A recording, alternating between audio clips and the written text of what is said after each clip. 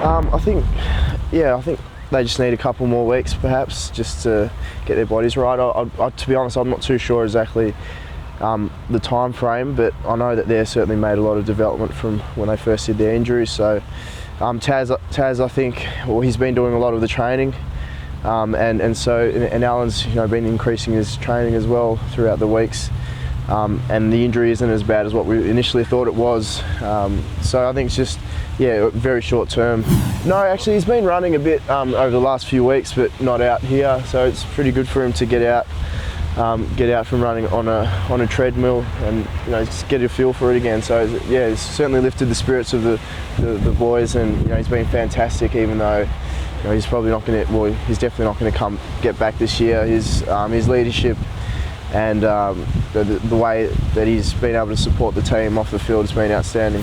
Yeah, look, the second half of the season, I've got a really clear focus for what I'm trying to do, and it was pleasing to get some results, not only for the team but also myself, to get my hands on the ball and be able to use my attributes. So I think every week, every week that every time we represent the Collingwood Football Club, whether it's at training or playing, I think that's a good enough reason to know why Collingwood's esteemed as being the pinnacle of Australian sport. Very important. He's our centre forward.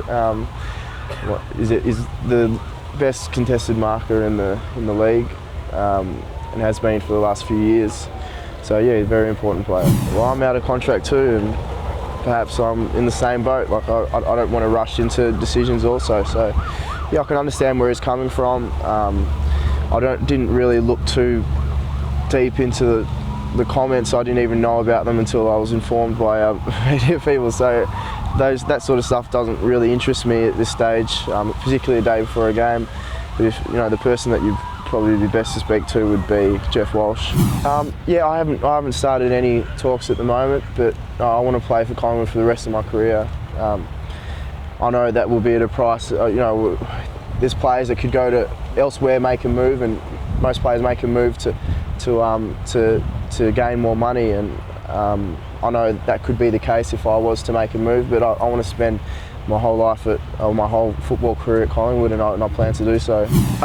He's come a long way. It's funny when you see the Irish guys come in and you just wonder how the hell are they going to turn into AFL footballers, but it's so amazing to see how fast their development is able to progress. And Caleb, the first thing we noticed about him was his athletic abilities, how quick he is, how high he can jump.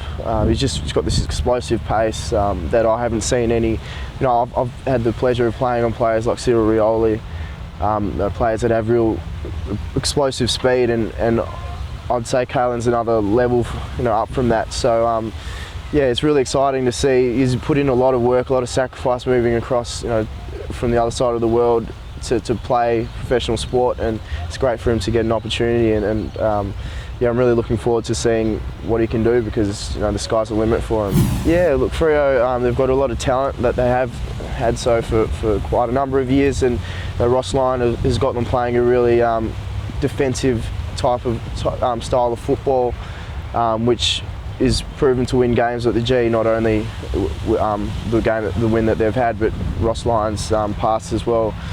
He knows how to win games, real contested type games, and that's what we expect tomorrow. So it's going to be a really tough game that we're certainly going to have to be at our best to win.